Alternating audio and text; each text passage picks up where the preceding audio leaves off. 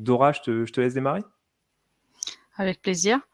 Dora Bartaguise, je suis VP Tech d'Arola, qui est une ESN parisienne par rapport à tout ce qui est. Enfin, on est un petit peu leader, on va dire, sur le marché français par rapport au craft, puisque ça a été. En fait, la boîte est fondée un petit peu par un des cofondateurs qui est Cyril Martrer, qui est l'initiateur du craft en France en 2009. Voilà. Et je suis, du coup, je fais partie de la direction technique d'Arola. Et je suis aussi co-auteur d'un bouquin qui est sorti récemment chez les éditions Duno, qui s'appelle Softwarecraft. Parmi les co-auteurs, du coup, il y a Arnaud qui va se présenter tout de suite. Donc oui, moi c'est Arnaud Thieffen, je suis développeur et coach craft chez Arola. Donc je vais pas reparler d'Arola. Dora, on a suffisamment bien parlé. Avec Dora, ça fait à peu près 3 ans qu'on travaille régulièrement ensemble, et donc notamment sur ce livre qui a été une belle aventure. Ouais. Voilà. Merci. Un super livre que je recommande également. On aura des éditions d'ailleurs demain disponibles à BDX.io pour ceux qui veulent jeter un œil un petit peu dans le bouquin. Cool. Et de mon côté, du coup, je suis Arthur Magne, donc CTO et cofondateur de Promise, une startup qui a été créée il y a un peu plus de 6 ans maintenant, à la suite de travaux de recherche au laboratoire de recherche en informatique de Bordeaux.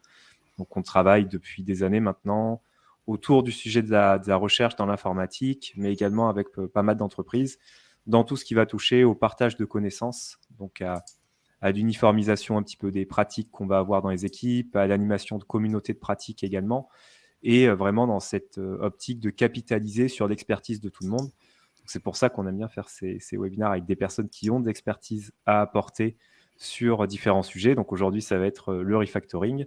On fait régulièrement des webinaires sur d'autres sujets. Il y en aura bientôt un sur du Python, du craft en Python. Il y en aura aussi sur Vue.js. Il y en aura sur des technos plus précises. Mais l'idée à chaque fois, c'est de pouvoir partager avec tout le monde un petit peu notre point de vue aussi, des pratiques qu'on a. Souvent, d'ailleurs, des pratiques ne sont pas forcément à appliquer telles quelles dans tous les contextes.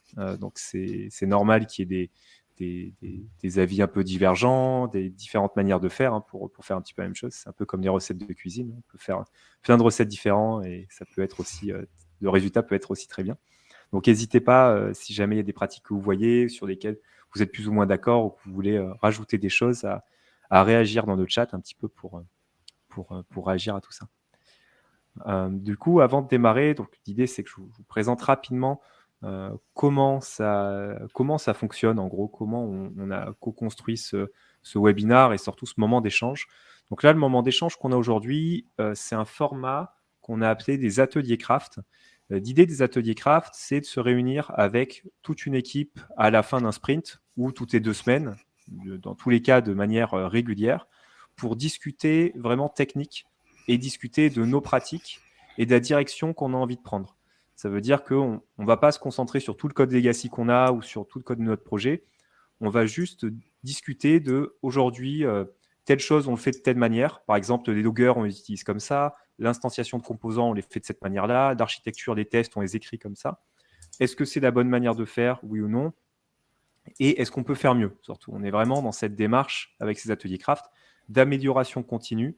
Et l'objectif, c'est d'être assez nombreux pour pouvoir bénéficier de personnes qui ont une expertise, qui peuvent apporter quelque chose et qui peuvent nous permettre de progresser. Donc, c'est toujours basé sur cette intelligence collective qu'on va essayer de fonctionner. Donc là, on a déjà préparé, surtout Dora et Arnaud, moi, j'ai rien fait. Donc, c'est Dora et Arnaud qui ont déjà préparé de ces dernières semaines. Tu nous as aidé quand même. Ouais, à l'utilisation, on va dire. Mais l'idée, c'est que normalement, ces pratiques qu'on va créer, qu'on va remonter pendant les sprints, on va le faire depuis notre IDE lorsqu'on est en train de travailler du code ou lorsqu'on fait des revues de code aussi. C'est un moment où, évidemment, on va donner du feedback à certaines personnes, mais c'est important de capitaliser sur ce feedback et de pouvoir le restituer à tout le monde dans l'équipe et aussi aux autres équipes d'entreprise. On n'est pas fermé sur une équipe, sinon ça donne des silos de connaissances entre les équipes et c'est assez catastrophique. Donc l'objectif, c'est de capitaliser sur ça et de partager un peu avec tout le monde. Donc on l'a déjà préparé pour pas mal de pratiques. Mais Dora, je vais te laisser montrer un exemple justement de comment tu l'as mis en place, justement sur un exemple de code sur un fichier de test, je crois. Donc, je te laisse partager Ouais. ton écran pour démarrer ça. Alors, je vais partager mon écran. Alors, est-ce que... Hop. Le temps qui s'affiche. C'est bon pour tout le monde, j'imagine. L'idée, c'est de... On a travaillé sur un GitHub, d'ailleurs, on pourra partager le lien juste après. Et on a, au fur et à mesure, construit un petit peu un code qui est assez couvert par des tests, avec des comportements plutôt de conversion classique entre, on va dire, deux devises. Et un des tests, c'était de vérifier qu'on a bien logué à chaque conversion. C'était un besoin, on va dire, métier. Et du coup, dans ce logger-là, on va du coup vérifier qu'il reçoit bien un appel de log avec la currency qu'on est en train de passer en paramètre. Enfin, la source et la destination, et puis le taux qui était attendu. Sauf que à ce moment-là, on peut se dire pourquoi, du coup, à un moment, on a construit ce qu'on appelle une variable fantôme, appelée aussi demi pour ceux qui connaissent, et dire qu'est-ce qui se passe, pourquoi on n'a pas passé une date concrète, un petit peu comme ce qu'on fait pour la currency et le taux qui est attendu. Et on se rend compte que finalement, si on va dans l'implémentation, c'est que si on revient plutôt à l'utilisation de cette méthode-là, on va se rendre compte que il y a un date.now en dur dans le code. Et c'est pour ça qu'on ne peut pas passer finalement, qu'on ne peut pas vérifier une valeur en particulier. Si je peux mettre du coup, hop, comme ça on voit les deux appels. Donc, on ne peut pas vérifier réellement une valeur précise au niveau du test parce que la valeur, elle est écrite en dur dans le code. Et c'est là où on va dire, ça, potentiellement, c'est une mauvaise pratique, justement. Et on va créer, du coup, on va identifier la pratique en sélectionnant le bon espace de travail. On va la créer. Et à ton avis, comment on peut la nommer, Arnaud? Ça peut être un problème de rendre les dates configurables Ouais, allez, rendre ou lever la dépendance de date. configurable. Et du coup, comme on a trouvé une meilleure description, on va la mettre dans le détail. Et du coup, tu me disais, pardon? C'est lever la dépendance de date. Tout à fait. Là, Parce que là, en fait, on est sur un cas de dépendance un peu insidieuse où on voit pas forcément un composant qui va nous empêcher de tester, mais plutôt une valeur. Et donc là, ce qui a été fait, c'est de rendre le test plus laxiste. Et dans cette situation, c'est pas trop grave, mais pas plus tard que ce matin, j'ai rencontré un cas où il y avait justement une date, un NAO en dur, et ça a fait péter les tests sur un test qui a été écrit il y a 1 an, et puis donc il y avait une contrainte de 12 mois sur le test, et donc là, on est arrivé juste 1 an après, et le test a pété. Tout à fait. Et comme on a créé déjà des catégories, donc on va dire c'est le kata currency converter pour identifier, on en parlera du coup après avec Arthur.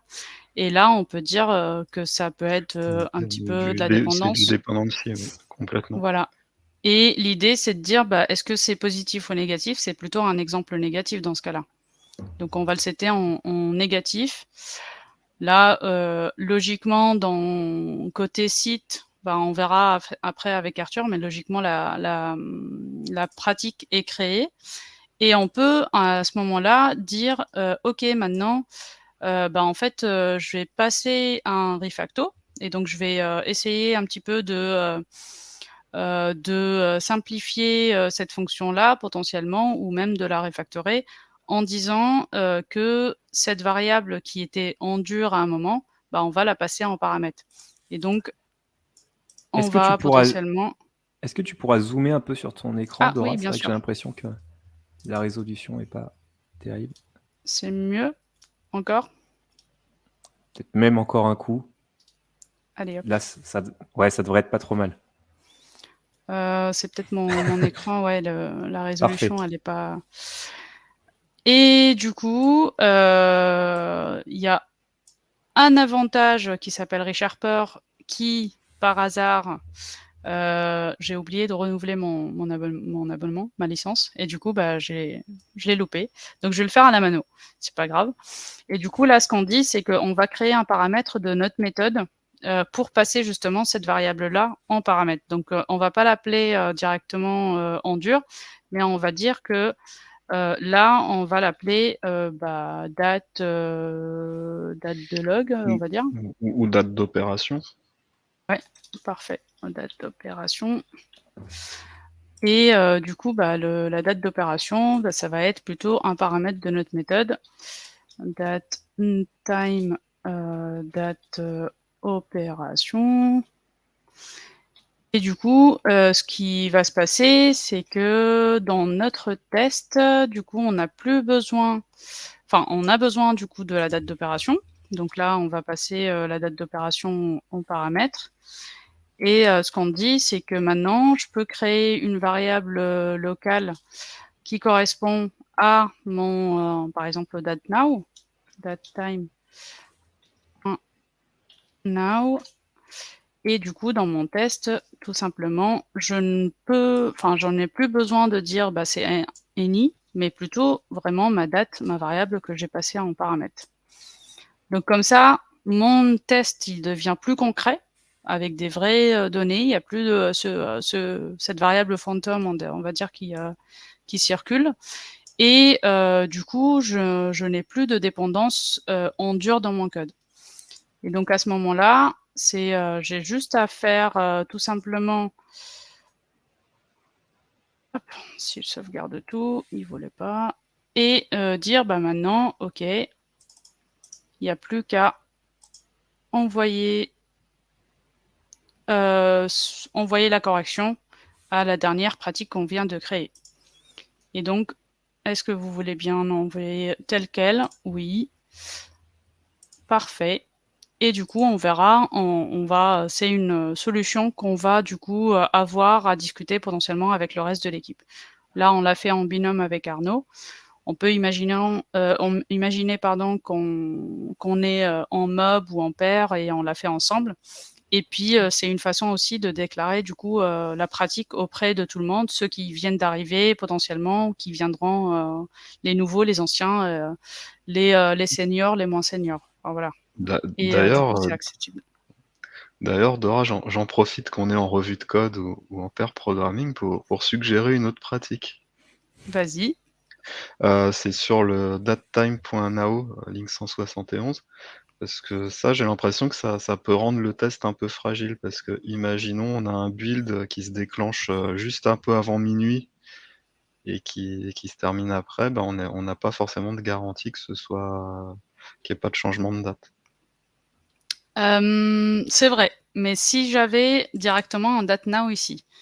Mais si on veut effectivement un petit peu, une fois initialisé, là, la valeur, elle changera pas.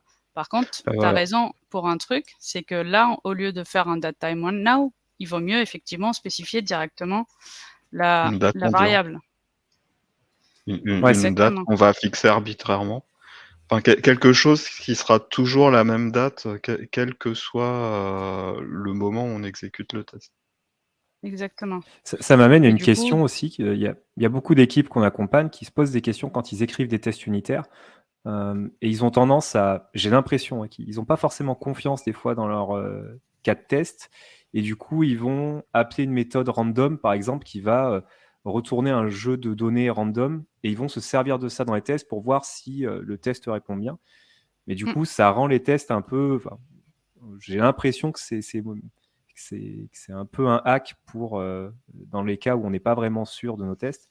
J'avais en tête, moi, que c'était mieux de spécifier en dur, toujours dans les tests, les données d'entrée et puis d'assert quelque chose qui est carré. Est-ce que vous êtes d'accord avec ça ou est-ce que ça peut valoir le coup de mettre des choses random? De mon point de vue, ça ressemble un peu à du property-based testing, ce qui est fait là. C'est-à-dire que quand on a une très grande combinatoire, et qu'on peut pas tester toute la combinatoire, on va utiliser justement de la génération random de valeurs, pour que sur l'ensemble des builds combinés, on ait une couverture toujours très large. Et peut-être qu'un jour on aura un échec du test. Et quelque part, ça sera une bonne chose parce qu'on aura vu une faiblesse qu'on n'aurait pas pu voir avec juste des valeurs toujours fixées en dur. Donc c'est plus par rapport à ça. Après, ce que je suggérerais là-dessus, c'est plus d'utiliser des frameworks qui gèrent ça automatiquement plutôt que de le faire soi-même à la main parce qu'on n'est pas sûr d'être très couvrant. Et surtout qu'on va imaginer, enfin à partir du moment, effectivement, il y a ce qu'on appelle les tests paramétrés, donc on peut entrer pas mal de valeurs pour dire, comme ça on est sûr qu'on envoie plusieurs data pour le même test. Mais même les tests paramétrés, justement, l'inconvénient, c'est que c'est nous qui setons ces valeurs-là. Donc du coup, ça va être un petit peu guidé par notre compréhension du métier et des valeurs qu'on va insérer. Alors que si on utilise effectivement une technique plus poussée comme le property-based testing, surtout en utilisant des frameworks, enfin des libs qui permettent de le faire, effectivement, les paramètres, là, c'est un moteur qui va générer aléatoirement des valeurs et pour un entier, par exemple, il va quand même envoyer des valeurs négatives, il va envoyer carrément des bornes, les int.max, par exemple, ou un int.min. Donc du coup, ça couvre des cas auxquels on n'a pas forcément pensé. Et c'est ça l'avantage, justement, d'utiliser cette technique. Mon point de vue là-dessus, c'est que ça devrait compléter des tests existants et pas, enfin des tests Et pas avec les des valeurs remplacer, en ouais. dur existants et pas les remplacer. Exactement, ouais. Très bien. Merci pour cet éclairage. Du coup, Arthur, je te propose de partager pour voir comment ça s'est présenté, du coup, la pratique. Parfait. Ouais, très bien. Du coup, je partage mon écran. Donc là, en gros, ce qui s'est passé, c'est que, on va dire, pendant le sprint, même si on est en pair ou en mode programming, on peut comme ça remonter des pratiques. Alors d'ailleurs, une petite remarque à ce propos. Des fois, dans les équipes, on a un peu l'impression que si entre nous, on partage nos pratiques au sein de notre équipe, ça suffit. Et c'est assez rare justement d'avoir cette vision que, oui, mais on a une squad, mais on travaille avec d'autres équipes ou d'autres squads qui sont d'ailleurs peut-être des prestataires externes, qui sont ailleurs dans d'autres villes en France ou à l'étranger. Et c'est important, même quand on fait du mob programming, de capitaliser sur ce qu'on se dit. Souvent, on a l'impression que lorsqu'on passe sur du mob programming, on est à l'état de l'art, on va dire, et à ce qu'on peut faire de mieux dans le partage de connaissances. Attention, on ne capitalise pas forcément sur tout ce qui se dit à l'oral lorsqu'on fait du mob programming, ça reste très volatile. Donc évidemment, c'est super de mettre ça en place, hein, nous, on est complètement pour.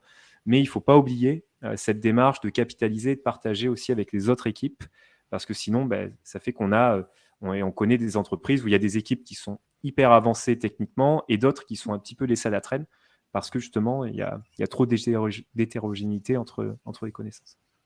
Donc là, effectivement, ce qu'on vient de faire ensemble, ça a été de remonter des pratiques, donc ils vont revenir en fait directement à l'interface web de Promise derrière, où on va retrouver les exemples avec les exemples négatifs, positifs, etc., qui ont été sélectionnés. Et là, on va pouvoir démarrer cet atelier craft ensemble. Donc, on va passer en revue tout simplement tout ce qui a été remonté pendant le sprint par tout le monde. Dans le cas aujourd'hui, c'est juste Arnaud et Dora. Mais évidemment, c'est plus intéressant quand il y a toute l'équipe qui participe et qu'on a des regards différents avec des expertises différentes sur l'accessibilité, la sécurité, l'architecture, le clean code, du React, etc. Et donc que chacun peut amener un petit peu sa pierre à l'édifice en donnant du feedback aussi sur des manières de faire. Et l'idée, c'est que maintenant qu'on est tous ensemble, évidemment, on peut passer en revue un peu ce que tout le monde a remonté et valider ces pratiques ensemble ou les refuser ou lancer ce qu'on appelle des battles si on n'est pas forcément d'accord. Mais là, Arnaud, du coup, je vais te laisser démarrer vu que c'est toi qui as créé celle-là. Ouais, pour alors expliquer là, un petit peu ce que tu as voulu dire. ça c'est sur un petit projet legacy, sur lequel je suis tombé pour calculer des scores au tennis. J'ai regardé le code, honnêtement, j'ai rien compris. Heu et par contre, ce que je me suis dit, c'est qu'on aurait pu avoir, une meilleure compréhension avec des noms plus explicites, parce que là, on a que des S, des P1, des P2, P1N, P2N, ça veut absolument rien dire. Là où on arrive à peu près à deviner, c'est grâce aux chaînes de caractères en dur et à la connaissance, on va dire, métier du calcul du score du tennis. Et donc, bah, là, du coup, j'ai identifié une pratique, que j'ai nommée, nommage peu explicite, entre parenthèses trop court, parce que voilà, un caractère, c'est pas suffisant et en plus, ce caractère, il rappelle juste le type de la variable. Ça aurait ça aurait été un integer, j'imagine que ça serait appelé i ou n, mais voilà, sans donner plus d'indications. Donc là, ce que j'ai aussi identifié, donc dans la pratique, c'est une correction et sur quoi je me suis basé? Bah, c'est la variable qui est définie au départ et qui est retournée, en toute fin ou en tout cas qui est utilisée en toute fin pour l'affichage du score. Donc bah, j'ai estimé que ça devait correspondre au score à afficher et donc je l'ai appelé display score et donc j'ai proposé cette correction-là.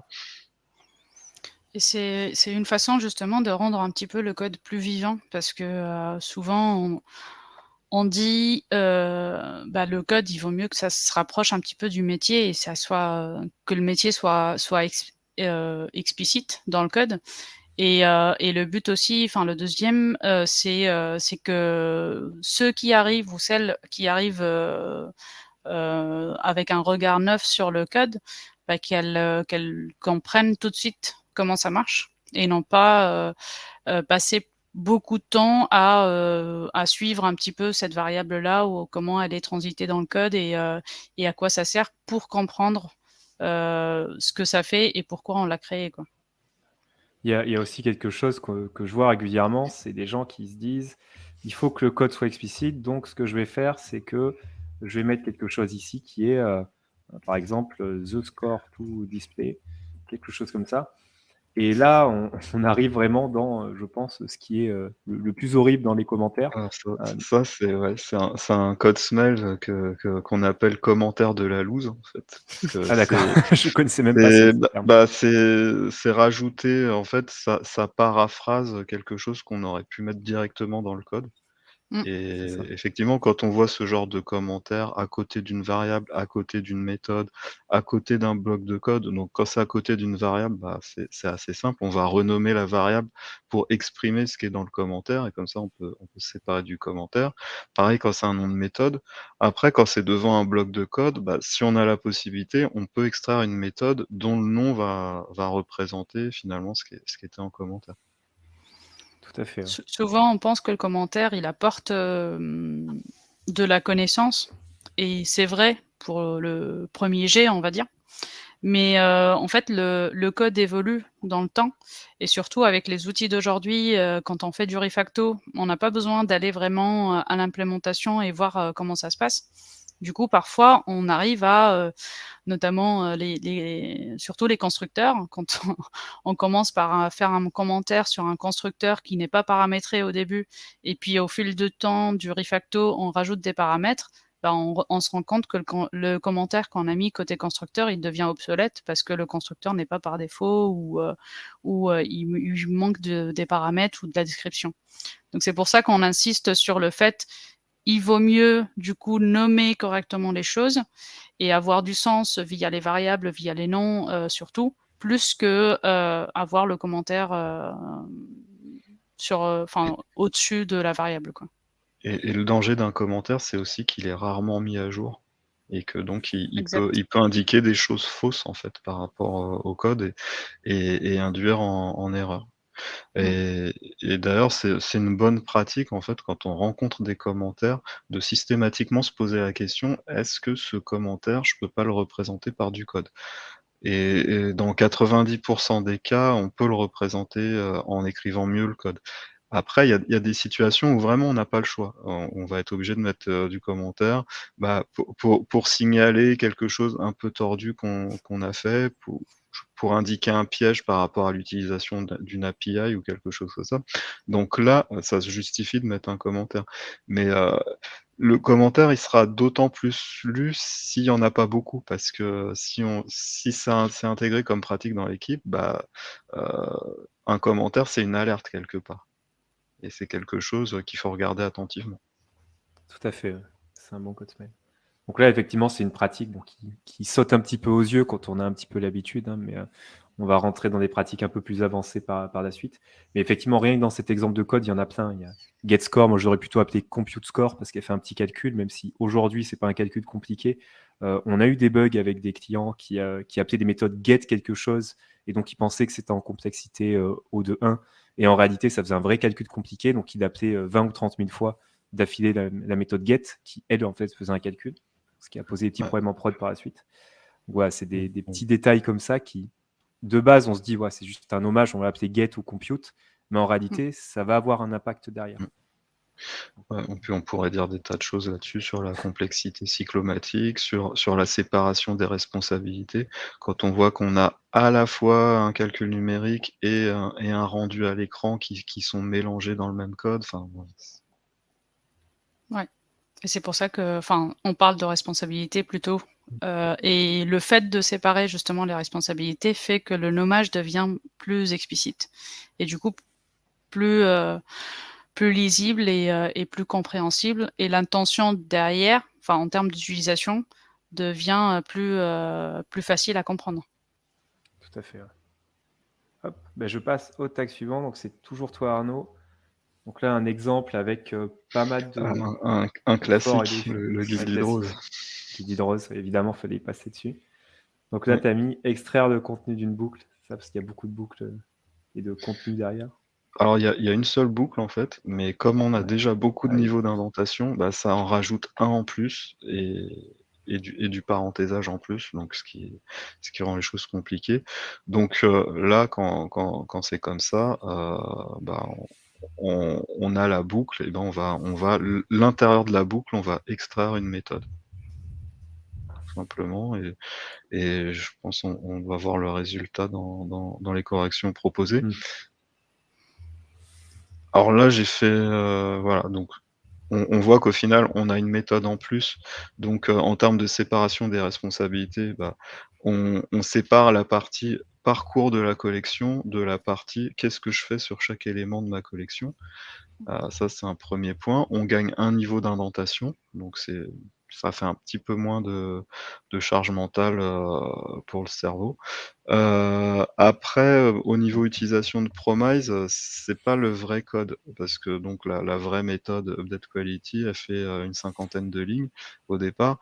Mais, en fait, c'est pas la cinquantaine de lignes que je voulais montrer donc, par rapport à l'outil Promise, j'ai fait un petit peu de curation et il y a toute une partie, j'ai mis un commentaire à la place, lots of code pour justement pour pas noyer le lecteur, donc ça c'est des choses qu'on peut faire. On peut remodifier après coup le code sur les pratiques, qu'on a créées C'est ouais, c'est une pour, bonne pour remarque. mettre en avant certains points.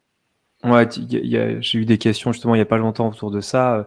Le code qu'on remonte en fait dans Promise automatiquement, c'est le snapshot du fichier au moment où on a pris la pratique et ça vient juste illustrer cette pratique. Donc en gros, la pratique en elle-même, elle a un nom, elle a des catégories, une petite description qui en général est assez légère, parce qu'on sait très bien que les personnes dans les équipes de développement détestent écrire de la description et et de la documentation.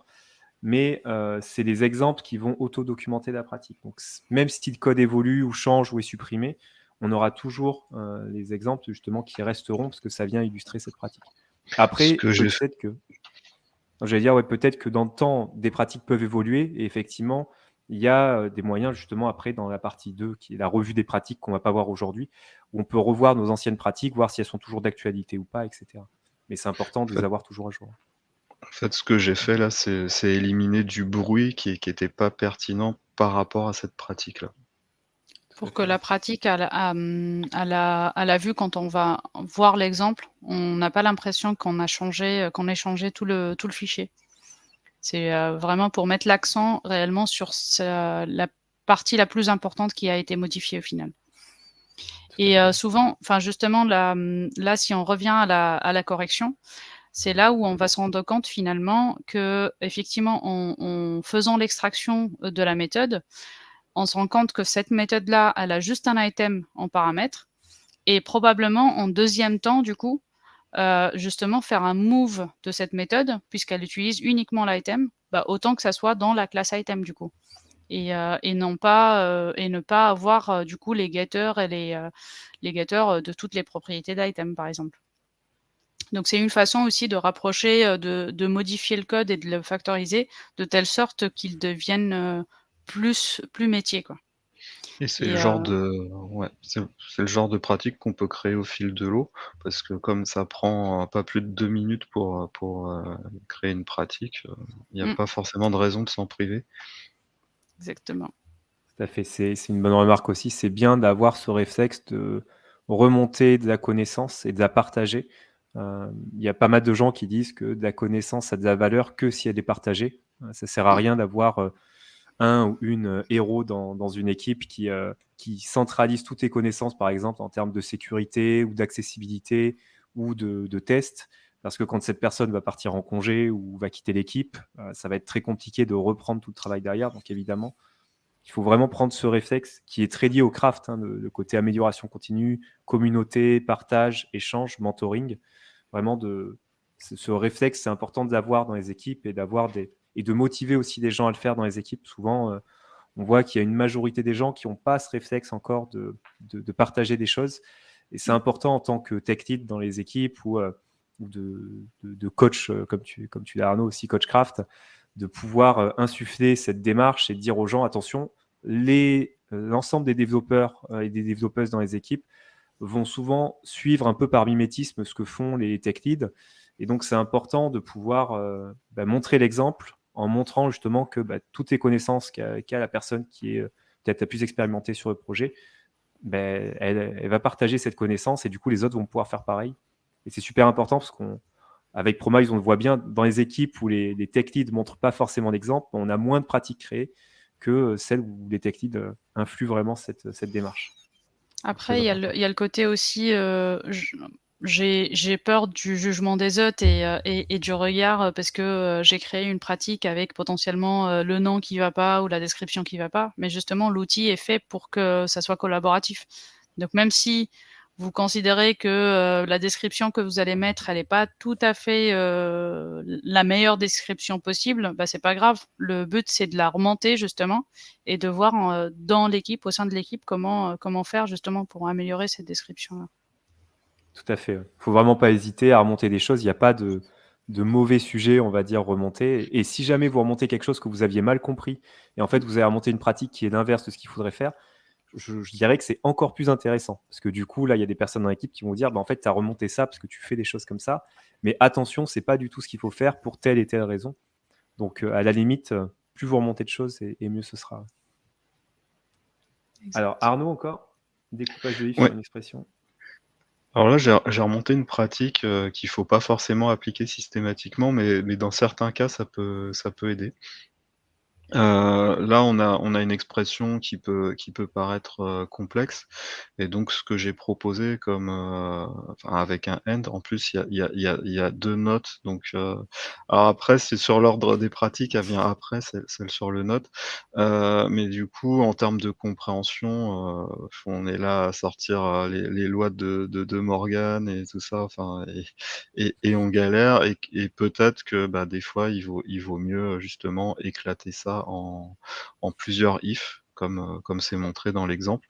Ce qui est pas forcément intuitif parce que ça va rajouter de la duplication, heu, mais justement dans ce genre de code legacy, bien compliqué, une astuce de refactoring, c'est de faire en sorte que la duplication, elle nous brûle les yeux et donc, bah, pour ça, il faut vraiment qu'on la mette bien en évidence. Donc ce qui va se passer, c'est que ce qu'on avait, au départ dans le bloc et ben, va se retrouver, dupliqué dans là où j'ai mis en ligne 34 dans le commentaire else branch, en fait. C'est Ouais. vrai que c'est complètement contre-intuitif par rapport à tout ce qu'on apprend sur, justement, vaudrait mieux regrouper tous ces if ensemble dans une seule condition. Mais j'aime bien ce que tu dis sur, il faut que la Ben, ça duplication nous saute aux yeux vraiment, nous brûle les yeux. et ça permet de reconstituer plus facilement l'arbre de décision et donc de mieux Ouais. comprendre ce qui se passe. Et bien sûr, c'est une étape temporaire, intermédiaire et puis après, une fois qu'on y voit plus clair, on a plus de clés pour refactorer et réduire la duplication de nouveau. C'est le but également de ces katas, non? C'est aussi de s'entraîner à Ouais. avec plusieurs étapes, à voir comment est-ce qu'on peut s'en sortir dans un code vraiment complexe, hein, c'est ça? Oui, Tout à fait, ouais. ouais, complètement. OK, très bien. Eh beh, super, je valide cet exemple. J'avance un peu parce que je vois le temps qui passe, il nous en reste pas mal et Oui, déjà. on va pouvoir les avancer. Alors celle-là, c'est parce que moi j'ai beaucoup de mal avec les négations et qui des fois mènent à des doubles négations, voire des triples négations. Donc l'idée ici, c'est comme, on a des conditions qui sont similaires, mais tout au long du code, mais des fois c'est juste inversé. Il y en a certaines qui sont not par rapport à une autre condition similaire qu'on a vue. Bah, l'idée c'est de tout aligner en enlevant tous les notes. Et donc, bah, quand on a if, note quelque chose, A, else B, bah, si on inverse, ça fait if, ce quelque chose, B, else A. Et donc, c'est ce qu'on retrouve, c'est ce qu'on retrouve là. Et donc là, c'est encore une idée, bah, ça peut augmenter la duplication aussi. Mais, ça permet en tout cas de mettre tout à plat et peut-être après on va pouvoir regrouper des blocs de code avec des qui sont dans des conditions identiques. Mais à Donc là, c'est plusieurs aussi une endroits dans le étape code. intermédiaire, c'est ça? C'est Tout ça. à Ouais. fait. Et alors il me semble, je sais plus si c'est sur celle-là, mais il me semble que j'avais, lancé une battle de code. Ah, c'était potentiellement sur celle-là, ouais, je sais plus. Ah non, ça devait pas être sur celle-là exactement. Je pourrais la retrouver après si tu veux, de toute façon, Ouais, bah, on en à la parlera fin, après des battles de code parce que ce effectivement. on va avoir par la suite, c'est que des fois, il y a des pratiques qui peuvent rentrer en conflit les unes avec les autres et que ça va dépendre du contexte. Tout à Tout à fait. fait. Et toujours, enfin dans le même, contexte, c'est de dire, au final quand on remet à plat les mêmes, la même description des conditions, donc if A, toujours et non pas avoir, d'un coup if A et de l'autre, if not A, bah ça permet encore une fois de montrer la duplication, que ça saute aux yeux et pour pouvoir justement modifier, le code après. Et c'est assez contre-intuitif par rapport au fait Mmh. qu'à l'école, ou à la fac, on nous demande d'être malin et d'être ingénieux, d'être astucieux, de regrouper plusieurs conditions en une seule avec une expression complexe, bah, nous en fait enfin, on va à l'encontre de ça parce que, ouais, c'est bien quand on l'écrit, ça donne l'impression d'être astucieux, mais après quand on doit le relire, c'est l'enfer.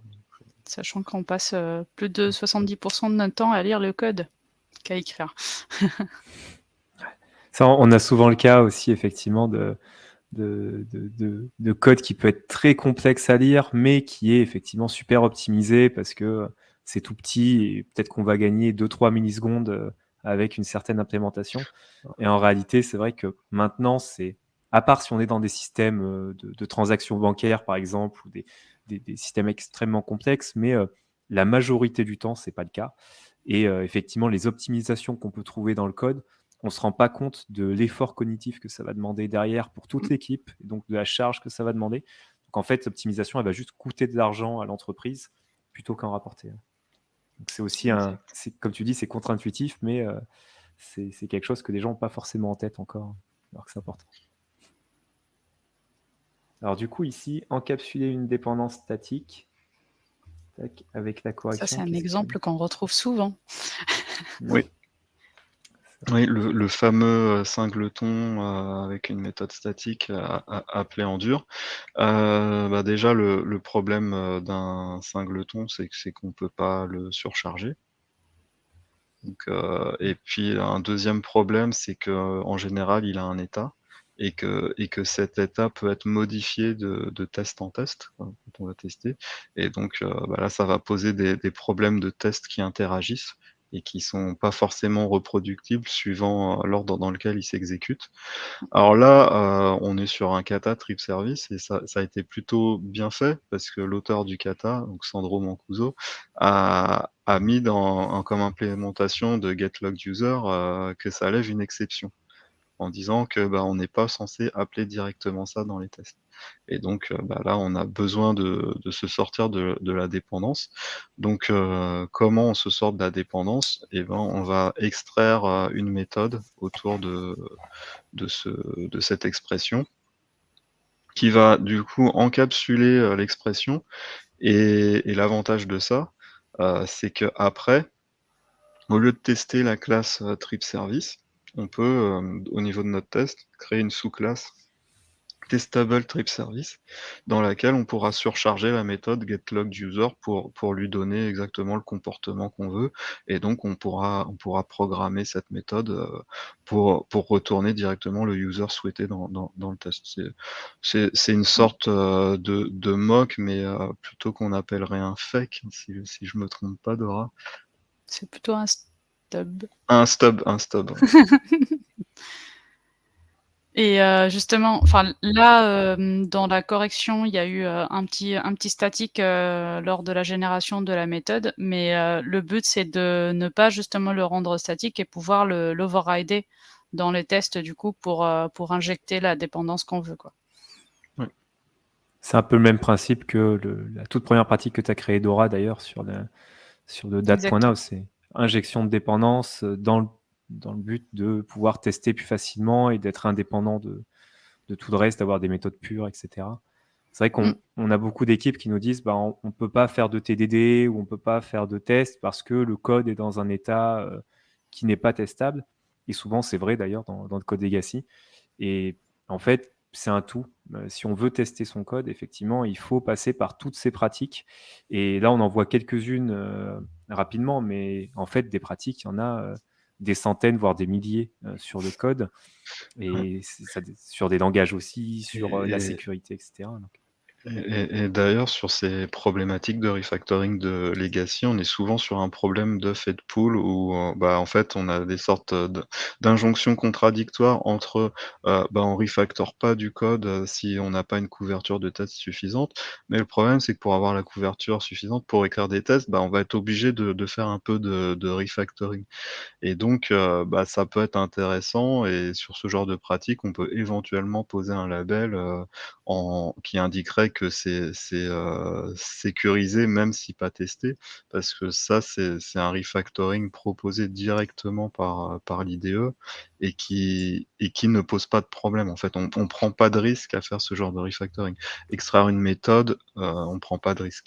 Faire un renommage, un renommage de variable, en tout cas, on prend pas de risque non plus. Donc c'est des petits refactoring, même si on n'a pas de test, il faut pas s'en priver parce que soit ça permet de gagner en compréhension, soit ça rend le code un peu plus testable. Et donc c'est un gain par rapport au risque quasi nul. Donc, c'est ça. Quand on n'a pas de test, la seule contrainte, j'ai envie de dire, qu'on doit s'imposer, c'est utiliser vraiment les raccourcis de refactoring de l'IDE. Il ne faut pas faire un refacto manuel, tout simplement.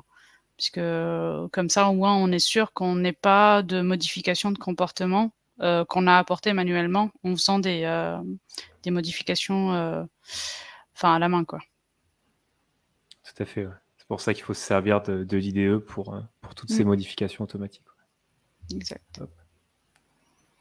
Alors, Dora, à ton tour maintenant. C'était l'exemple, le kata que j'ai montré au tout début. Là, ce qu'on veut, c'est vraiment réduire la complexité de la méthode. Et du coup, au lieu d'avoir des if imbriqués, l'idée, c'est d'inverser un petit peu ce qu'on appelle invert if. Donc, d'inverser ces if pour retourner au plus tôt. Et du coup, on réduit le nombre d'indentations et du coup, on réduit aussi la complexité de la méthode. Donc, ça augmente du coup la lisibilité du code, la charge un petit peu mentale à lire justement cette méthode. Parce que si on regarde l'exemple de gauche, là, on va se dire, OK, je passe dans la ligne 20. Si c'est if, enfin si la condition est valide, alors je passe à la ligne 22. Encore, si la condition est valide, alors je suis à la ligne 24. Si la condition encore est valide, bah, je suis à la 26. Mais après la 26, il faut que je continue à lire parce que potentiellement, enfin là, on a un throw, donc on sort directement. Mais probablement, dans d'autres cas, bah, il faut continuer à lire pour arriver au prochain return.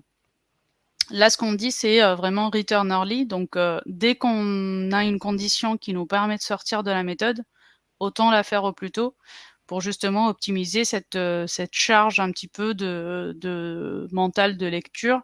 Et du coup, ça simplifie aussi la méthode. Remarque, tout ce qu'on vient de dire là par rapport à comment dire, la réduction d'indentation, le fait d'inverser le return early et tout ça, bah, au final, enfin, on peut parler peut-être des objets calisthenics. Tout ça, c'est des petites règles, on va dire. Si on les applique, bah, on se retrouve à appliquer finalement les 9 règles ce qu'on appelle les object calisthenics, qui est ou qui sont plutôt enfin, qui est un ensemble de 9 règles à appliquer pour avoir un code meilleur. On pourra peut-être mettre le nom après dans le chat si vous voulez.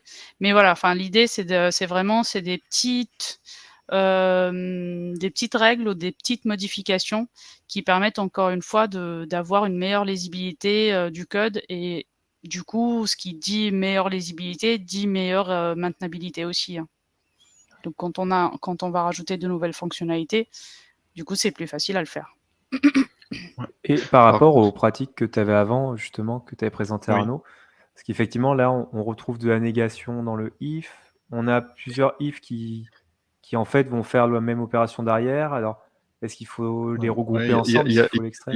Il y a deux pratiques. On a créé une pratique pour dire l'inverse, en fait. C'est ça. C'est ça. Donc bah oui, bah là après faut être pragmatique et se poser. En fait, il faut voir surtout le bénéfice de la pratique. C'est-à-dire que là, on avait 3 if imbriqués, en inversant les conditions, en mettant du not, on se retrouve avec 3 if successifs et une compréhension améliorée.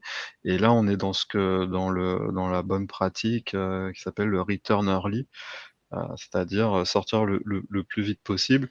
Ce qu'on gagne aussi, c'est si on veut rajouter des tests ou si on est dans un legacy pas du tout testé, heu, c'est plus facile de tester quand on a plein de branches du même niveau identifiées parce que, bah, qu'est-ce qu'on va faire comme premier test? On va vérifier la source currency. Mmh. Et on va mettre un test qui échoue, si la source currency n'est pas vérifiée. Et puis après un deuxième test sur la target currency, un troisième test sur le montant et finalement on va se retrouver avec des tests plus ou moins alignés sur le code, et donc ce qui facilitera la compréhension. On arrive un peu mieux à comprendre le métier en fait en faisant ça. Et dans l'autre cas, c'est parce on avait vraiment un tel sac de nœuds au niveau du code qu'on était obligé, enfin obligé, en tout cas que ça aidait de faire comme ça, de supprimer les notes. Ça dépend vraiment du contexte de la structure de code, dans quelle situation on l'utilise. Il Et y a Damien dans le le but chat qui aussi, ouais, pardon. il y a une question dans le chat de Damien qui dit effectivement, qu'il voit pas trop, l'avantage d'avoir les 3 if, qui vont faire la même chose. Pour lui, si je comprends bien, effectivement, ça demande plus d'efforts à lire d'avoir les 3 if avec la condition, avec les 3 conditions comme ça, plutôt que d'en avoir un seul avec la même opération, donc le même throw derrière et donc avec un et. Est-ce que du coup, dans ce cas-là, il vaudrait pas mieux, à la limite, regrouper les 3 avec un et, mais extraire carrément l'intérieur du if dans une variable qui représenterait la condition qui, elle, serait plus explicite, du type, if, j'ai pas les données d'entrée, qui conviennent, alors je throw invalide opération exception. Est-ce que c'est une Alors solution ou alors moi, bah, c'est intéressant cette discussion parce qu'effectivement, j'avais pas forcément trop identifié au départ qu'on faisait 3 fois throw new invalid opération exception. Et puis là, en voyant ça, je me dis: «Mais il y a un autre code smell, c'est qu'on lève 3 fois la même exception sans Mmh. précision supplémentaire». pour des causes différentes. Et là, peut-être que donc on pourrait identifier une nouvelle pratique, et je crois qu'on l'a fait d'ailleurs. Oui, On on en a par rapport à l'exception. Oui, bah, du coup, c'est une bonne transition si c'est la pratique suivante pour dire bah, peut-être qu'il faut soit avoir des exceptions différentes, soit avoir un message qui permette de comprendre vraiment la cause de l'exception. Souvent, justement, Mm. on pense technique et on se dit bah, les données sont invalides et donc j'envoie une exception donnée invalide. Mais ce qui est intéressant derrière ce juste données invalide, c'est de dire bah, c'est quoi le message qu'on veut envoyer derrière et du coup bah, rendre un petit peu encore en pensant au métier, c'est de dire bah, en fait chaque cas finalement représente quelque chose à part. C'est le cas de j'ai ma source enfin ma currency source n'est pas valide, c'est pas le même cas que ma target source n'est pas valide. Donc probablement, là, au lieu d'avoir la même exception, bah, on peut avoir carrément trois exceptions différentes, plutôt métiers, qui correspondent chacune à un cas enfin, à part. Quoi. Et du Ah, donc coup, c'est cette étape en fait de refactoring qui a été d'appliquer cette règle de découper comme ça et de faire du return early qui a permis de se rendre compte que en réalité il y a un autre problème sous-jacent. D'ailleurs, c'est souvent le cas. Hein. Les codes SMEL qu'on retrouve dans le code, c'est souvent révélateur d'un autre problème plus profond. Et là, c'est un petit peu le cas. Et effectivement, une fois que tu as trois opérations différentes, enfin trois exceptions différentes, tu peux les mettre comme ça. Alors, il y a une autre question dans le chat qui est pourquoi est-ce qu'on ne peut pas mettre cette série de vérifications dans une méthode parlante? Alors, c'est vrai que souvent, il y a des équipes qui ont tendance à ne jamais mettre de throw d'exception dans la méthode, par exemple ici convert, mais qui vont appeler une méthode en début de méthode, justement dans convert, qui va être check if quelque chose, et c'est cette méthode-là qui va lever les exceptions. Est-ce que c'est pour vous une bonne pratique justement de faire ça, ou peut-être que c'est moins parlant, je ne sais pas. Ça m'arrive de le faire, donc oui, je pense que c'est une bonne pratique. Ça permet de séparer les responsabilités aussi et de bien indiquer, bah, qu'il y a une partie vérification et puis qu'après, une fois que tout est correct, bah, il y a une partie traitement. voire même ça peut en deuxième temps, enfin on peut se rendre compte que potentiellement la validation, comme elle gère uniquement une entité, enfin un objet en particulier, bah, que potentiellement ça peut être carrément être bougé, dans au sein de l'objet même ou, enfin ça peut remonter aussi, enfin d'autres, on va dire, d'autres smells et du coup d'autres refactoring à faire. Ouais, Ouais, et Justement. tout à fait. puis et puis et puis là, c'est vrai que, bah, on a une méthode qui, malgré ce refactoring, elle reste quand même complexe parce qu'elle fait, pas loin d'une vingtaine de lignes de code et Mmh. donc de découper en petites parties, on pourrait avoir, check source currency, check target currency, check positive amount et puis après, convert tout simplement et du coup, on aurait une méthode qui serait découpée en 4 appels de méthode et qui donc fait 4 lignes de code et quand on lit ça, bah, on a une compréhension facilitée de ce que ça fait. Il y a Tout à aussi fait. une personne dans le chat, Sadou Amori, là, qui dit pourquoi est-ce qu'on n'utilise pas aussi des types plus contraignants dans les inputs pour les assurer, type positif décimal par exemple pour le amount et qui permettrait de vérifier directement ça derrière. Alors c'est ça qui, en fait, c'est un très bon exemple de ce qui se passe en général quand on fait les ateliers craft Ouais. avec beaucoup de monde. C'est que on a toujours le SMED de départ avec la pratique de départ. Et en fait, il y a des personnes qui vont amener une expertise un petit peu différente. Et en fait, on va tomber sur une personne qui va dire bah, en fait, ce problème, j'ai déjà eu. Et bah là, ça pourrait être Lou Amori, par exemple, qui va dire bah, en fait, il vaut mieux avoir des types différents de juste amount ou Mmh. string pour source currency qui n'est pas du tout explicite et qui n'est pas métier. Et Bah, c'est un bon spoiler. l'avantage, c'est que voilà, Ouais, l'avantage, c'est qu'on n'a pas besoin de faire des transitions. Elles sont Ouais, faites toutes oui. seules. c'est vrai. C'est vrai, c'est vrai. Et ça veut dire qu'on a un public, qui suit bien aussi et ça c'est cool. Tout à fait. Ah, si on faisait un vrai atelier craft où tout le monde pouvait parler à Ouais. plus de 30 ou 40 personnes, évidemment, on irait très loin. Hop. Donc le tag suivant, comme ça j'avance. Dora, donc déclarer les variables au plus Au près de plus leur près de utilisation. ouais, souvent, bah, justement là, en l'occurrence, en la ligne, 35, on a déclaré une variable et puis après on vérifie, une autre condition. qui est indépendante de cette variable-là, et probablement on va retourner un montant. Donc du coup, c'est après, en fait, là, on a alloué un petit peu de la mémoire pour pas grand-chose au final. Peut-être que ça servira à 50% du temps, mais peut-être pas. Donc l'idée, c'est de dire, en fait, autant rapprocher l'initialisation de cette variable au plus près de son utilisation pour justement optimiser on va dire, ces cases mémoire qui sont allouées pour pas grand-chose, quoi. Tout à fait, ouais. Je suis d'accord. J'avais pas vu, il y avait aussi une autre question dans le chat de Alan, mais qui en fait disait exactement la même chose que toi, Maury. Il disait on aurait pu rajouter peut-être un type enum pour modéliser la currency, ce qui aurait simplifié la vérification également. Quand on voit qu'il y a plusieurs personnes qui convergent d'ailleurs vers une solution un peu similaire, là, ça peut donner lieu à une pratique d'équipe. On ne l'a pas précisé, mais effectivement, s'il y a une personne qui a quelque chose en tête, mais qu'il y a toute l'équipe qui n'est pas d'accord, c'est là où on peut lancer donc, ce qu'on appelle des battles et on va se mettre d'accord dans la même direction avec tout le monde. L'objectif, c'est que tout le monde soit à peu près d'accord sur la manière de faire. Il y a des équipes avec qui on travaille, qui ont des pratiques qui vont à l'encontre de ce qu'on voit sur de clean code ou les principes justement de code, mais ça fait des années qu'ils travaillent comme ça et ça fonctionne très très bien pour eux. Donc effectivement, à ce moment-là, nous, on ne va pas venir en tant qu'externe en disant bah non, c'est pas la bonne manière de faire, si eux nous disent que tout va bien et qu'ils comprennent très bien leur code comme ça, etc. Donc c'est important que ce soit vos propres pratiques. Quoi. Et là, il y aurait une belle battle sur la notion d'enum, sur cet enum de currency. Parce que c'est le genre de choses, est-ce qu'il faut modéliser ça en enum ou est-ce qu'il faut modéliser ça avec un repository par exemple? La vraie question c'est, si je dois rajouter une currency, est-ce que j'ai envie de devoir refaire une map pour supporter cette nouvelle currency? Ou est-ce que je veux juste ajouter de la donnée référentielle qui va me permettre de le supporter au fil de l'eau? Ouais, tout à fait. Et on n'est pas obligé de trancher tout de suite, parce qu'on peut très bien mettre un repository en façade d'une enum derrière. Et comme ça ouvre la possibilité pour plus tard.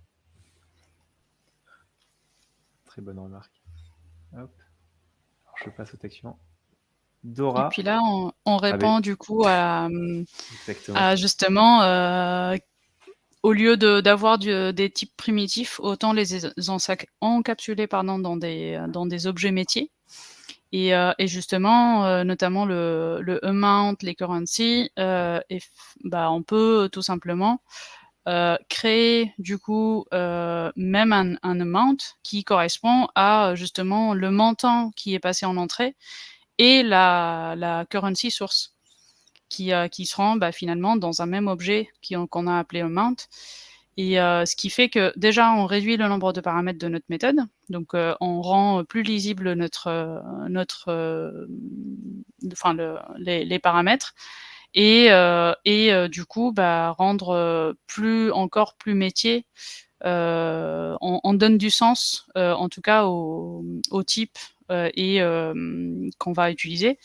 Et surtout, quand on rajoute du comportement aussi, parce que par exemple, la ligne 30, où on dit le montant doit être inférieur à 0, on peut transformer ça en comportement dans l'objet amount en disant c'est is négative.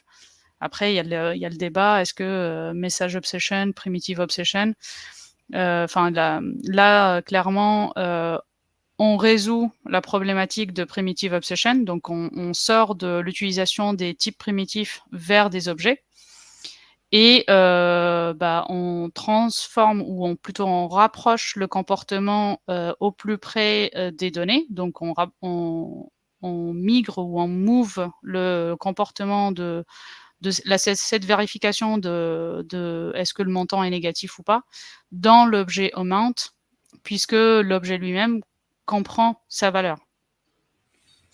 Et du coup, le is négative, il y en a certains qui vont dire, en fait, c'est ce qu'on appelle, il y a un autre smell qui s'appelle message obsession. Donc, qui dit, est-ce que j'appelle ma méthode is négative ou est-ce que j'appelle ma méthode plutôt is lower than et je passe le 0 en paramètre. Donc ça, c'est aussi un autre une autre discussion. C'est Il y a est-ce que, ouais. Puis il y a une autre approche qui pourrait consister à dire, ben, un amount négatif, finalement, c'est un débit, alors qu'un amount positif, c'est un crédit. mmh, Et peut-être avoir des classes spécifiques pour modéliser ça. Mais de ce fait-là, ça va introduire une discussion métier et justement avancer sur la modélisation du métier dans le code.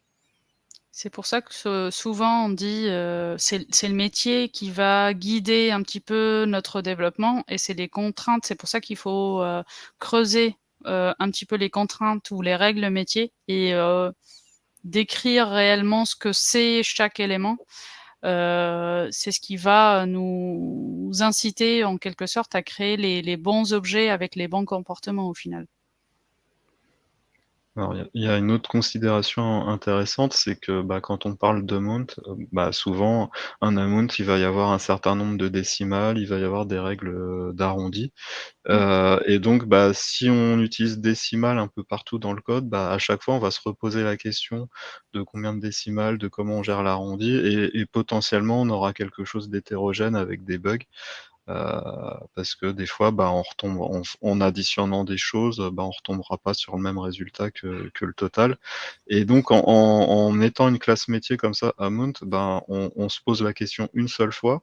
Heu, En plus, la façon dont sont gérées les décimales, les arrondis, ça peut être unit testé facilement autour de cette classe amount et après en réutilisant partout, bah, on a quelque chose d'homogène et puis le jour où on décide de passer de 2 décimales à 3 décimales, et ben, on a qu'un seul endroit à le changer dans le code, dans la classe amount et puis tout le reste va suivre. Bien sûr, en mettant à niveau tous les tests, parce que si on met 3 décimales, on change un petit peu le comportement, mais en tout cas, mmh, c'est pas le casse-tête au niveau du code de production, on va tout c'est remettre à jour. ça.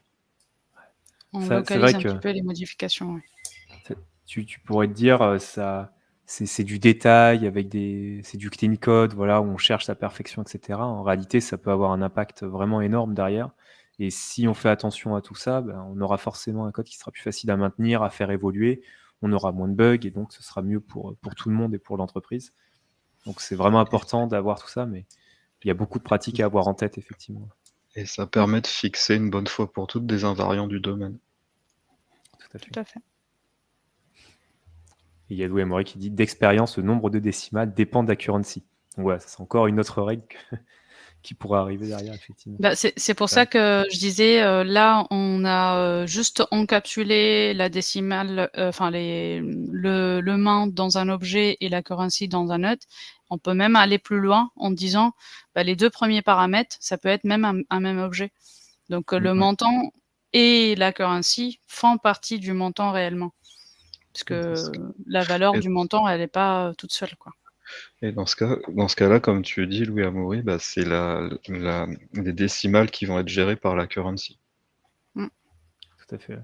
Et ce qui amène en fait une et là, c'est fait a posteriori puisque le code était déjà dans cet état avant. Donc là, c'est vraiment du legacy qu'on retravaille, mais on se rend compte à quel point ce code-là était pas fait pour évoluer ou rajouter d'autres currency ou quoi que ce soit parce que, il y a des questions métiers qui ont pas été posées en amont sûrement et qui étaient pas intégrées dans le code. Donc c'est aussi là où on va retrouver, bah, toutes les discussions qu'on peut avoir autour des pratiques de DDD, d'event sourcing, de n'importe quoi, qui vont nous amener à plus comprendre le métier avant de juste implémenter des méthodes qui lèvent des exceptions et qui font 2-3 calculs. En fait, il y a vraiment toute une réflexion importante à avoir derrière. C'est très lié au craft et à tout ce qu'on voit autour de ça. yes. Là, en jusque-là, on a toujours identifié un petit peu des mauvaises pratiques. On s'est dit: «Bah, c'est bien aussi d'identifier les bonnes pratiques aussi, qu'on voit dans le code» et justement, là, l'idée, c'est de dire: «Bah, on a, fait une abstraction un petit peu des opérations du domaine» et justement pour avoir plus de sens, d'un point de vue métier et de dire, bah, au lieu d'avoir un getter du coup de ma valeur qui est dans le mount, bah, en fait, on va, lui donner du sens et pourquoi j'ai besoin de ce getter-là? C'est pour faire potentiellement une multiplication pour transformer enfin fois le rate, bah, autant rapprocher encore ce comportement dans la classe et du coup, on va avoir une multiplication au sein enfin un comportement au sein de cette classe qui fait que, bah, on va multiplier la valeur, qui est le field de notre classe, fois la conversion, le rate qu'on passe en paramètre. Et du coup, qu'on retourne un nouvel objet du même type, un amount. Ce qui fait que notre objet devient immuable, du coup. Et comme ça, on pourrait dire aussi que conversion rate, ça serait un type dédié qui s'appellerait rate aussi, Exactement. ou conversion rate. Et comme ça, en fait, on définit une arithmétique assez contrainte et assez fiable de notre domaine. Ah, c'est vrai que c'est des choses qu'on voit assez rarement, enfin du moins de notre expérience dans les différentes équipes. On a souvent tendance à utiliser des objets primitifs de base pour un peu tout, que ce soit des tableaux, des strings, etc. Et on va essayer de rajouter du comportement ou de faire des calculs complexes qu'on va retrouver un peu partout dans le code. Mais c'est super intéressant de plutôt les abstraire pour pouvoir centraliser aussi justement toutes les manipulations qu'on va faire autour de ça. Parce que souvent, les bugs qu'on voit sont liés à des modifications qui sont faites à un endroit, mais pas partout. Et c'était impossible à trouver justement qu'il y avait un autre endroit où on avait fait une modification différente. Donc, c'est vraiment des pratiques super importantes à mettre en place. Et puis ça rejoint aussi, souvent on a tendance à exposer les getters des objets. Et justement, le fait d'abstraire des opérations comme ça permet d'appliquer un petit peu le principe du tel dans task. Donc, au lieu d'exposer les données, autant rapprocher le comportement au sein de l'objet et du coup avoir le résultat, enfin le comportement attendu par rapport à si on faisait un getter au final. Complètement. Ouais. Hop, je passe. Dernière pratique. Lever la dépendance de date. Bah, évidemment, c'est celui qu'on a créé au début. Donc, on l'a déjà vu.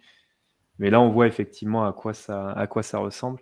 Alors, il y a une personne dans le chat qui demandait comment les pratiques sont formalisées dans Promise. Alors, soit, en fait, depuis des IDE, lorsqu'on on a juste à sélectionner du code, faire un clic droit et on va pouvoir directement envoyer la pratique. Et derrière, ça va arriver dans l'interface web et les pratiques, elles ont toujours la même tête. Hein, elles ont leur nom, la description, etc., avec tous les exemples de code associés. Donc là, on voit bien, Dora, ce que tu as fait tout à l'heure. Donc, c'est un exemple négatif aussi, celui-là, avec la correction du coup que tu as apporté ici en rajoutant un paramètre. Alors, il y a aussi une personne dans le chat qui disait que ce serait peut-être intéressant d'avoir une valeur par défaut, justement, à ce paramètre-là. Effectivement, ça peut être intéressant, j'imagine, de mettre des valeurs par défaut si on ne veut pas à chaque fois réinjecter, par exemple, des services ou des choses comme ça. C'est surtout, quand on va faire ce refacto-là, tous les appelants de convert, normalement, notamment les tests qui ont été déjà créés auparavant, peuvent être avec une variable, généralement, ReSharper, il va mettre to do, à renommer après. Donc, effectivement, une valeur par défaut peut simplifier le refacto qu'on va mettre. Ouais, tout à fait. Sinon, il faudra changer tous les appelants, effectivement, de convert. Très bien. Donc, celui-là, on l'avait vu, effectivement. On a fait le tour. Merci Dora, merci Arnaud. On a eu le temps d'à peu près tout voir, en cassant un peu le chronomètre, comme d'habitude. Pour information, du coup, pour tout le monde, les pratiques qu'on a créées ici, on va les mettre à disposition dans un catalogue, du coup, qui sera un catalogue qu'on va mettre à disposition sur la base open source ici, qui est le hub de bonnes pratiques, où on retrouve plein de bonnes pratiques sur différents sujets, sur des fichiers Dockerfile, du Python, du React, du clean code, du test, etc. Et donc, on va les mettre à disposition et on vous enverra dans le mail de fin de webinaire, du coup, le lien en direct vers le catalogue si vous voulez le récupérer chez vous, récupérer ces pratiques. C'est aussi l'occasion de faire évoluer, surtout, de récupérer vous-même ces pratiques, mais de rajouter vos propres pratiques derrière autour de ces questions de refactoring, parce que évidemment, on a vu quelques-unes ici, mais il y en a beaucoup. Il y en a beaucoup à avoir.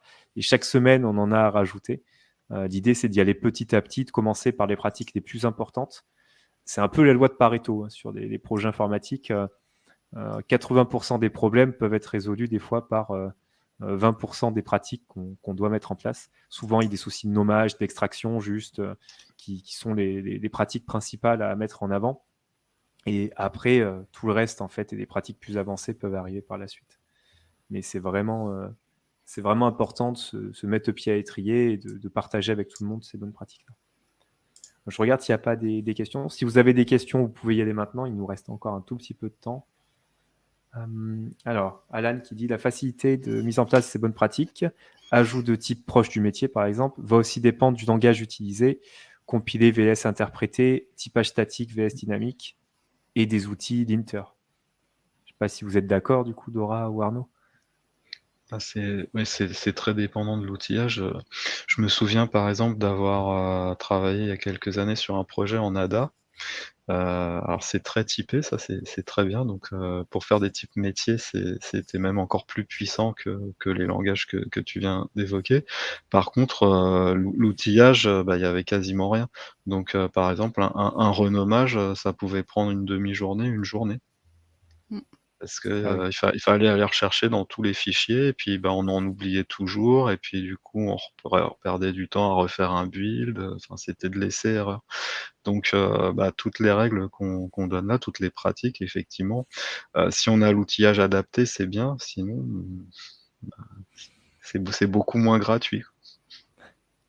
Des fois, on a des gens qui identifient par exemple des pratiques sur du fichier JavaScript et à force de discuter, ils se rendent compte que ils ont une dette technique à ne pas être passée par exemple en TypeScript et les intérêts de cette dette commencent à dépasser en fait le coût de changer et de passer sur du TypeScript. Et donc du coup, l'idée, c'est au bout de quelques pratiques où on se dit en fait, on peut rien faire, on est un peu bloqué.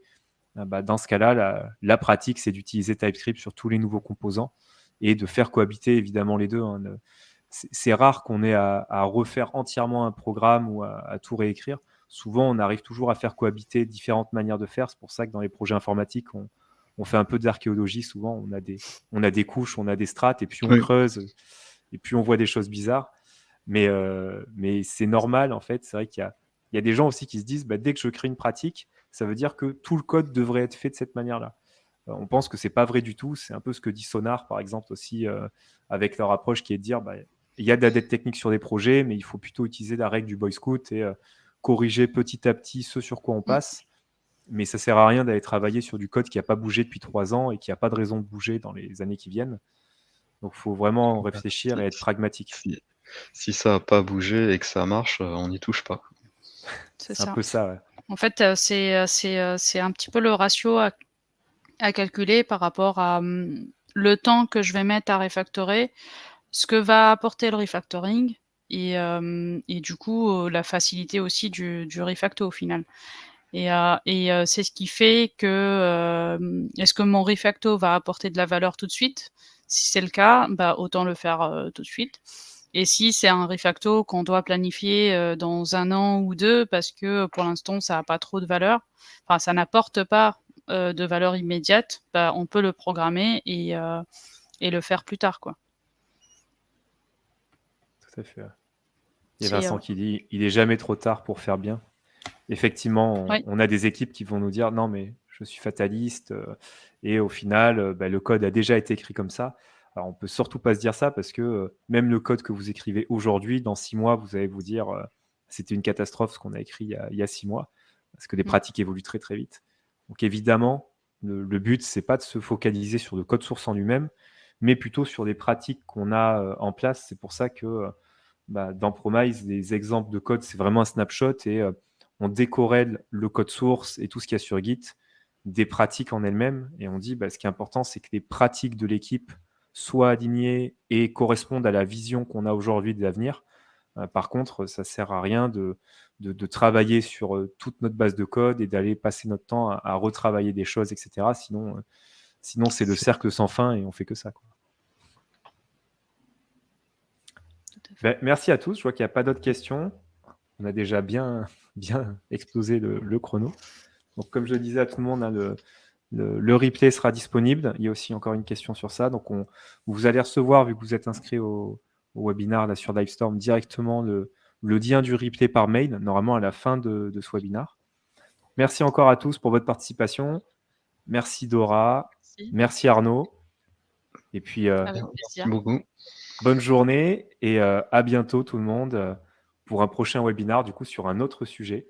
Si jamais vous voulez vous aussi participer, d'ailleurs, n'hésitez pas à nous écrire sur LinkedIn ou directement sur notre site. Si vous avez des choses à partager sur un langage en particulier, une techno ou un sujet, que ce soit cybersécurité, performance, etc., accessibilité, n'hésitez pas. Nous, on cherche évidemment des intervenants comme Dora et Arnaud ici pour partager de l'expertise sur des sujets précis. Merci tout le monde. Bonne Merci tout le journée monde. Au Bonne revoir. et à journée. bientôt. Au revoir. Au revoir.